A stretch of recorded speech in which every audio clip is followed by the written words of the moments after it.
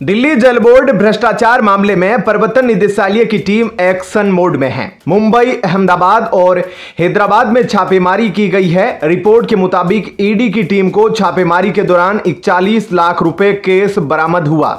भाजपा सांसद मनोज तिवारी ने दिल्ली की केजरीवाल सरकार पर हमला बोला।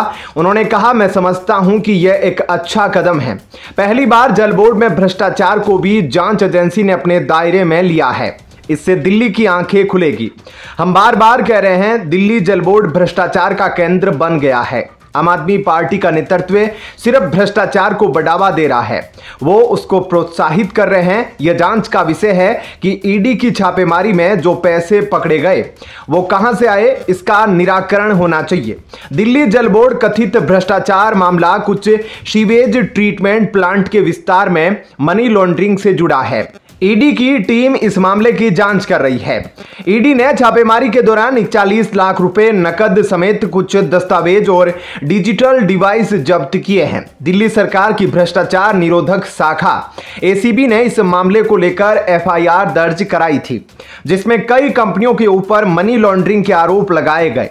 रिपोर्ट के अनुसार 1943 करोड़ रुपए के 4 टेंडर लगभग 2 साल पहले अक्टूबर 2022 में विभिन्न संयुक्त उद्यम संस्थानों को दिए गए थे। इनमें से सिर्फ 3 जेवी कंपनियों ने भाग लिया था।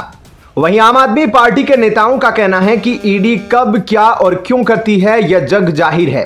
इस बारे में प्रतिक्रिया देते हुए पार्टी नेता और दिल्ली सरकार की मंत्री आतिशी ने कहा कि अगर कोई सांस लेने का डिपार्टमेंट भी होना तो ईडी इस बात पर भी केस कर देगी कि आम आदमी पार्टी के नेता सांस कैसे ले रहे हैं। उसके बाद जब एक मीडिया कर्मी ने उन्हें इस घोटाले को लेकर ईडी की कार्रवाई की पूरी जानकारी दी तो जल मंत्री आतिशी बोली, ईडी क्या काम करता है, क्यों काम करता है, किसके खिलाफ काम करता है, किसके कहने पर काम करता है, यह जग जाहिर है और इस पर बहुत ज्यादा टिप्पणी करने की कोई आवश्यकता नहीं है। आगे वो बोली, इस देश में भाजपा की वॉशिंग मशीन तो सबने देखी है कि जो अजीत पवार जी और दूसरे पूरे परिवार पर केस होते हैं, वो जब भाजपा में जाते हैं तो फिर चाहे वो शुगर कॉरपोरेटिव का केस हो, चाहे वो सिंचाई घोटाले का केस हो, तो उसमें ईडी क्लोजर रिपोर्ट दाखिल कर देती है। प्रफुल्ल पटेल जी का 70,000 करोड़ रुपए का एविएशन घोटाला हो, उसमें सीबीआई और ईडी कह देती है कि हमारे कागजात खो गए, इसलिए हम केस बंद कर रहे हैं।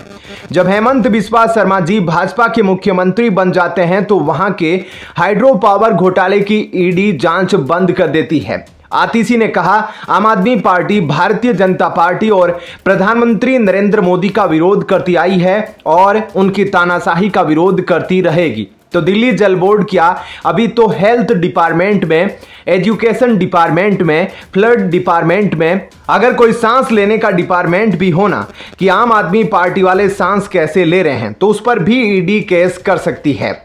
ऐसे में आपका इस खबर पर क्या कहना है, कमेंट सेक्शन में अपनी राय जरूर बताएं। धन्यवाद। जय हिंद।